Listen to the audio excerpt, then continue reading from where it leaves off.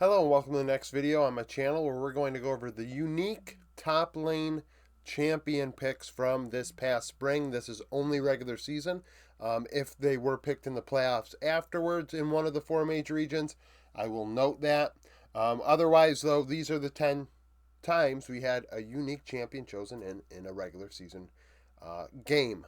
In the top lane, we've done this for mid lane. That video will appear at the end of this one if you'd like to catch that as well. It's interesting that this one ends up 5-5, where that one only like two of the games actually ended up in a win for the team. And not only that, there are, I think, what do I have here? 4 of these 10 champions were picked in another way, shape, or form in playoffs, whereas in mid lane, I think it was only 2 of them. So let's start with Fiddlesticks in the LEC, picked by Mirwin. Mirwin has one of the most eccentric champion pools in the world.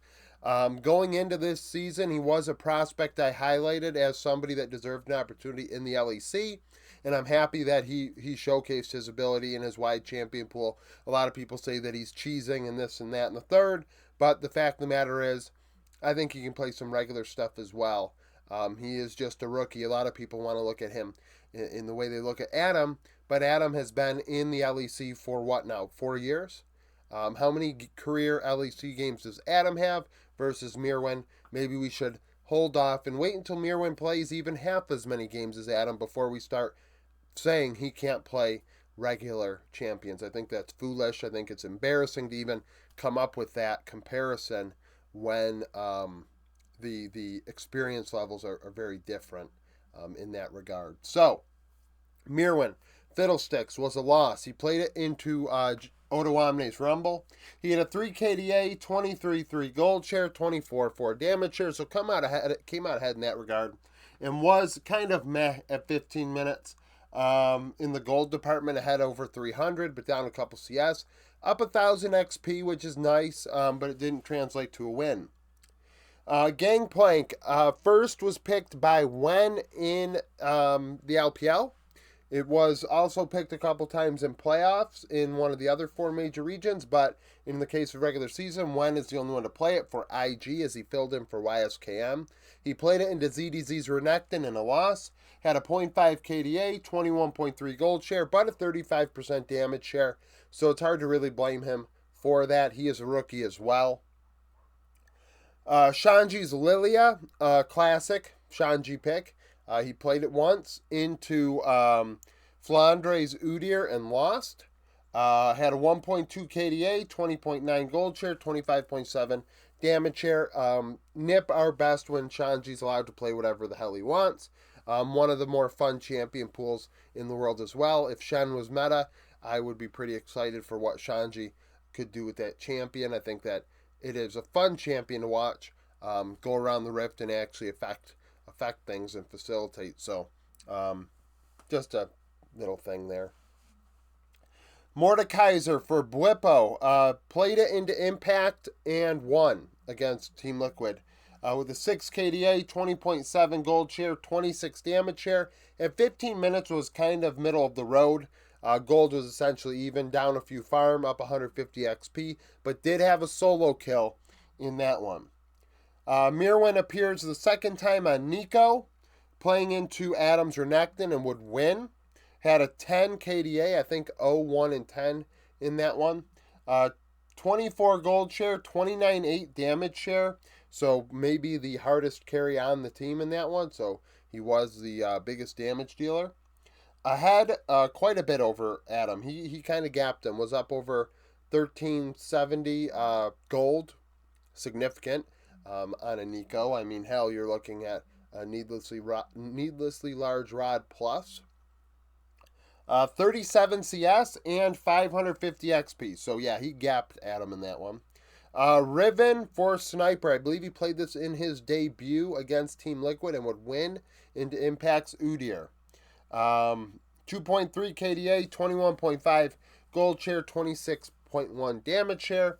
At 15 minutes, he was kind of interesting. So it was up only 300 gold, but 18 CS. So the CSD not necessarily indicative of what truly the gap was between the two. It was not massive. He did have a solo kill in that one. But at the same time, you know, didn't play it again for a reason, and that is Sniper's one trick, and I think it was only banned one more time the rest of the year. Cabo Shard's Urgot. So Urgot was picked after this in playoffs by a couple teams, but regardless, it was picked once in the regular season. Cabo would play it into Finn's Malphite and lose to Rogue as a result. Had a 1.7 KDA, 24.7 gold share, and 18 damage share. So that kind of goes to show you how useless it was. Gave him what you could argue was carry tier gold share, and he came away with a weak side top laner level damage share. At 15 minutes, he was behind by quite a bit, and against a Malphite, that's pretty bad. So 878 gold, 14 CS, 714 XP. If you are getting that much gold share and you are that far behind against a Malphite, there is probably a problem going on. Mirwin's Varus. So he played it a couple more times in playoffs after this, and it is not only Mirwin's pick. ZDZ from Weibo Gaming also gave it a shot. So, you know, maybe he's watched Mirwin. I don't know. I imagine. I mean, in my opinion, not to continue to give Mirwin his flowers here, but I believe any decent analyst in their right mind is watching other regions around the world and interesting picks and then bringing them to the table for their own players to kind of think about and, you know, consider, regardless of where it is, where the champion is being played. Numbers don't lie. So, you know, if the damage output's there, if this itemization is like that, this or that, or the third, that doesn't change depending on what region it's in. Now the player piloting the champion does, and maybe the opponent is better, or the player in general is better that's playing the champ. But at the same time, you do need to give it a look. So he won against Oscarinen's Quesante with the Varus. He had a 2.6 KDA, 19.4 gold share, and a 28.7 damage share. So weak side level gold share, but carry level damage share, which is nice to see. Up 425 gold, down 300 XP. Did have a solo kill in that one. Vladimir for Broken Blade. He played it into Oscarinen's Jackson would win. We did not see another Vladimir after that. Call out for Flandre to pull out the Vlad.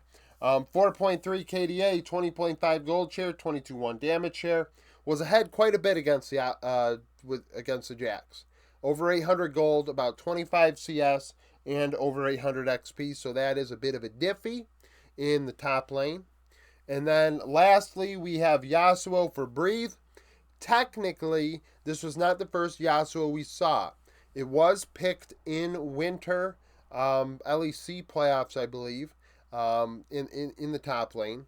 But this is the first time it was played in the regular season at all, and it was by Breathe on RNG, losing to Flandre's Twisted Fate in that one. He had a 1 KDA, 25.5 gold share, 23.5 damage share. So he was given the gold, but couldn't come away with the damage. So, you know, this video series I think is a fun one because it kind of gets us to look back at the interesting games and kind of be like, oh, I remember that game. That was a fun one to watch.